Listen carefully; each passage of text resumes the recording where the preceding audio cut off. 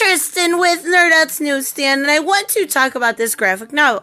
Now, this is on the YA, the young adult line, so picking it up, it really wasn't made for me, right? Well, what I did was I seen, basically that, this was kind of being shilled by the media, like, oh, this Vietnamese family, how brave, how stunning, right? So I'm like, I've got to read this. Not only that, but with what is going on with 5G, I want to know. I'm so nosy as to who's going to be what. I do believe that FAR sector is going to be the new lantern for the crisis type event that they're going to go through. But even so, I wanted to pick this up. Well, I actually was very happy with picking it up. I was surprisingly happy. Now, there is one huge flaw this had, and unfortunately, I did not see it coming. I should have. I know better than this, but it is it's a graphic novel, so it's going to be a little bit longer of a review. I apologize again, spoilers, all of that fun. So we meet this Vietnamese family, and they're in this market, Jade Market, right? And this is Ba, B-A. I don't know how to say that, if I'm saying that incorrectly, because I don't speak Vietnamese, but I'm assuming it just means grandmother or something along those lines. Well, we also, she's cute, like, for the time that she's here, he's drawing her, and she's, like, get my good side. She's a good grandma, she's a good influence, but, the whole time we're getting now right in the beginning is where it did turn me off right away, because it's like they've had this Jade Market for a long time, right? It's been in the family, they're part of the community, it's a big legacy thing, right? Well, this is a little attack they get by the evil, I don't know, white man. It doesn't show who it is, they just shows the pickup truck that throw a brick through the window. And basically, it's pretty much, what's the best way to put it? It's hinted that it's because they're Vietnamese. Now, it doesn't come right out and say it. I will give them that, but it is good. So, it kind of turned me off right away. Now, we get to meet the family.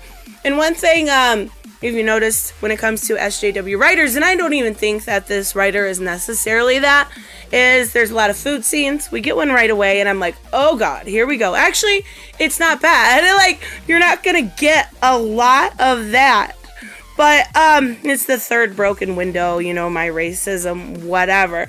Now, she's kind of, like, we get kind of dream sequences and stuff like that.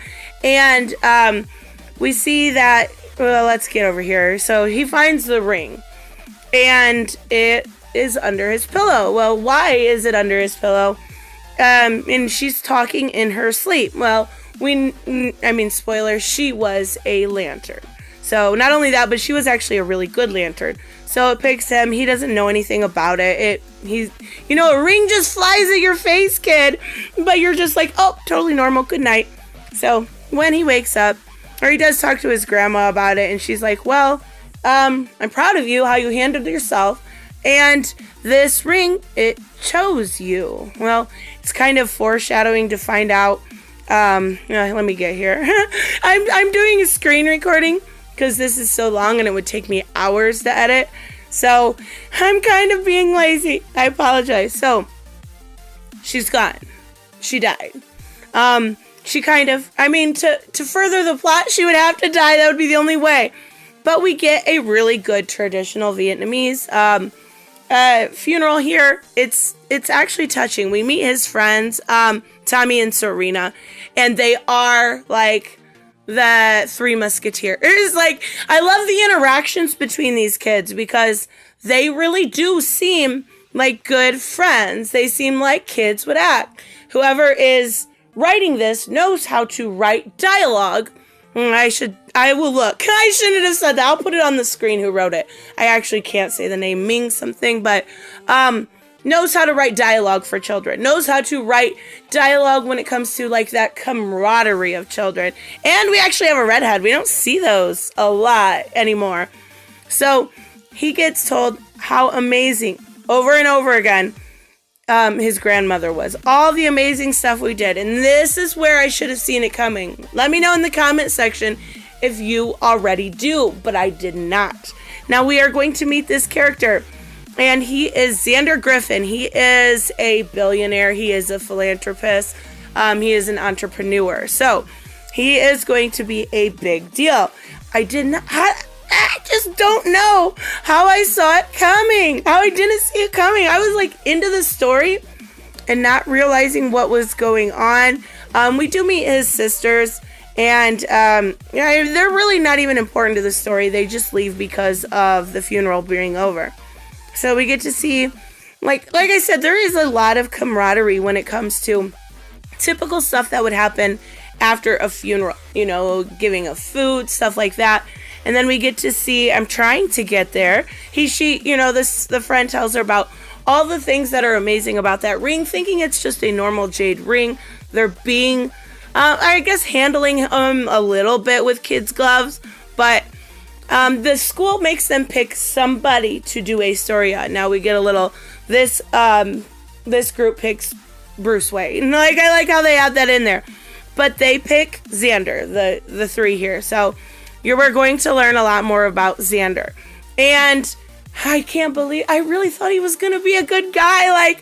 I'm so dumb. Anyway, so the ring starts talking to him. He starts to realize that there's something special about this ring. He knows something's not right. This isn't the typical place, everything else. So we are going to get, let me get here. So this is the first time he reads the note that is put there. And this is the first time he actually puts the ring on, says in brightest day and darkest night, and it works. Now, what I love about this is he is transported. Now, we get John Stewart, and we get a very well done John Stewart. That's the thing.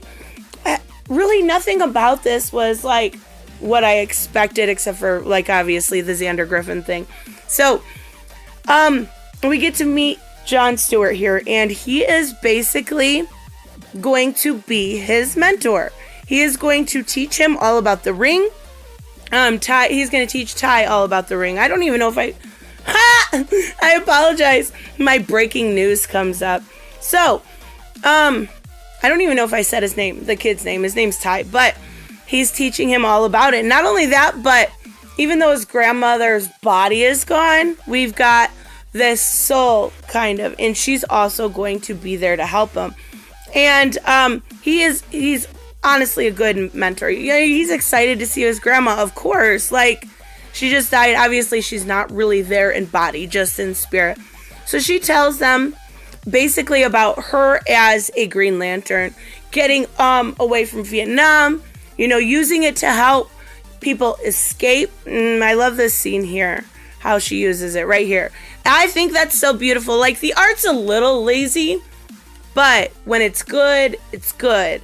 Here's the thing. This is how DC needs to do stuff for kids. This would get a kid into reading. Now, I understand I'm not a kid. I wanted to read it for simply thinking I would be able to roast it, but I can't. I'm surprised. But anyways, this is how it needs to be done. Now, all of these new ones that they're coming out with, we've got Shadow of the Batgirl and stuff. I hope that they are all this well done. So he is still, okay, let's get moving here. So, this is long, so I want to keep the momentum going. So he realizes he is back. His parents know nothing about it. Xander is there, though. This is at the market. Now, Xander talks about, basically something that he offered the parents as far as the market goes because of all these threats, I'm just gonna say it ends up being that Xander is behind all of the breaking of the windows and stuff like that. So I didn't see it coming. What's wrong with me? Anyways, so they get an interview about the project they're doing. Well, we get to see John some more, and it's time for training. I see when the art's good, it's very good. It's not like adult art, obviously, but it is good for kids. So, I like that we get, he's on the dark side of the moon. I like this. He's like, you a Pink Floyd fan? And he's like, your mom would get it. Or I think it's down here. He's like, your parents would get that reference. Like, kids reading that may get it because they may hear it from their parents. So we get a little bit more training, and I want to get through this training because it's basically just, she's a little bit more of the hard ass on him, kind of, so to speak. And John is the buddy mentor, if that makes sense. I do like that they included other lanterns in it. It was nice to see something different. So she explains to him about Sinestro, the basic story of Sinestro. You know, he was a Green Lantern and, fear took over and stuff like that. Basically, anybody would know this. But, again, this is a kid's novel. So, Earth was his big prize, and now that the grandmother is gone, he is going to have to, protect Earth from Sinestro, and that's the end goal here. And he's like, I know Taekwondo, I can do this. And she's like, no, this is about your mind. So, oh, come on, I apologize. There is a lot. And I guess I could, oh well. Okay, let's actually get to it. So we get some more, playing ping pong, being a kid, just being a kid. This is what I wanted to get to. So we've got these bullies here, and they're bullying this kid. And again, this stuff drives me crazy. They're bullying this kid because he's Muslim. Does anyone care? Like, does that actually happen in school? Like, I'm obviously way too old to be in school, but I went to school with a lot, like the area I grew up in was, I was kind of a minority. It was mostly Muslim, and okay, I just don't see how it's realistic. So we get the bullies here. Now the bullies will eventually come into play, but not now. So we're going to go see Xander. I'm going to get there quickly because Xander talks about basically what happens is he wants to take over the entire market where he's living. So the community, everything. And he wants to rebuild it, called the Gold Coast. Now he does this whole basically telling the kids here that innovation, different things, basically just anything to make them feel like he's their friend. So like I said in the beginning, Xander, and he kind of goes through that. He's trying to meditate though, and he can't do it. He's a kid. He keeps falling asleep or playing on his phone, stuff like that. And he fell asleep. Now he's getting these dreams where he's fighting, and he kind of does that through his drawing. So he's got to defeat the Yellow Lantern of himself. But again, it's a dream, so it doesn't end up being a big deal. He wakes up. Let me get through here a little bit more. This is going to be the worst video ever. Aha. Yeah, I apologize. This is so long though, but there's certain things I want to talk about. You know what I need is a comic book store. The closest one is 2 hours away. So he does end up telling his friends. That's what I want to get to. And they do end up flying around doing stuff they're not supposed to, right? They're kids. They kind of mess with it like they shouldn't.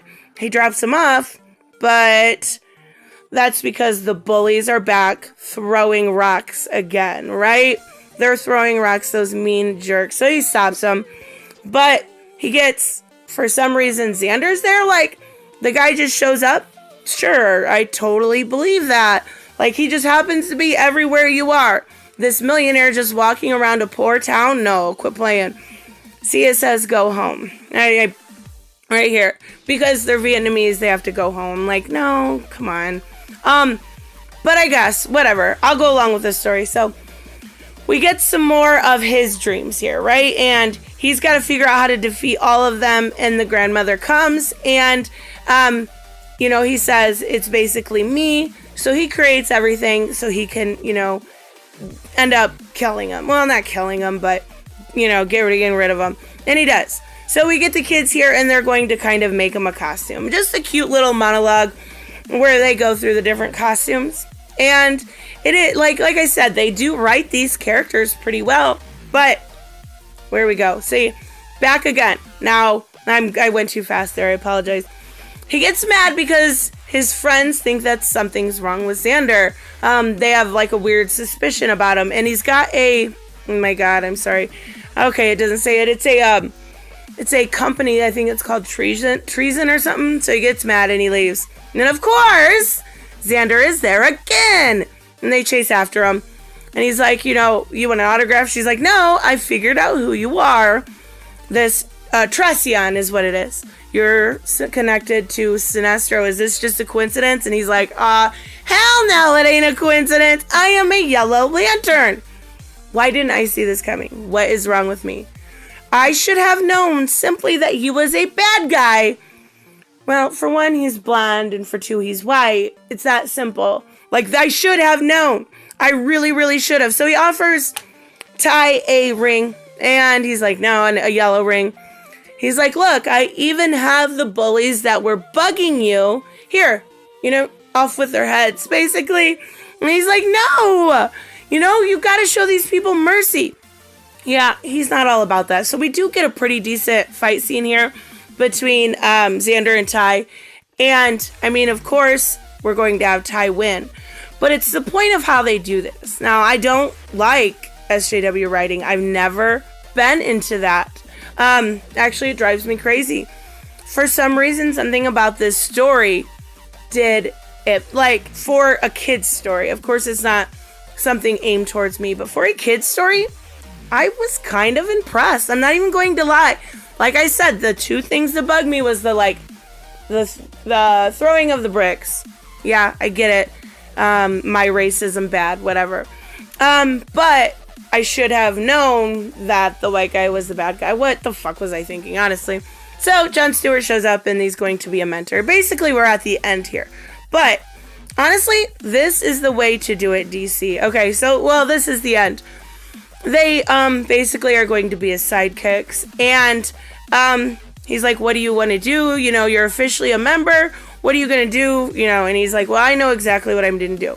The kid that was getting bullied, the Muslim boy that was getting bullied in the beginning, they take him a bunch of food, and it's super cute. I think that's the end. It is. So, honestly, this, in a weird way, is a lot better than we've seen lately. This wasn't bad for the fact that I don't know a whole lot about the culture, and I kind of do. I know a little bit more, and there's nothing wrong with that, but it surprised me, right? It surprised me that it was good. So, DC, if you are listening, which you're not, I don't even know why I'm saying that, but do this. Do this for kids. I can totally see my nephews loving this. Actually, I think I'll let them read it and see how that goes. Let me know what you guys think about this, or if you think it is too integrated with identity politics, or if I'm off my rocker. And I will see you in the next one. Bye-bye. Hey guys, I want to give a huge shout out to my Subscribe Star and Patreons. You guys literally make this channel possible.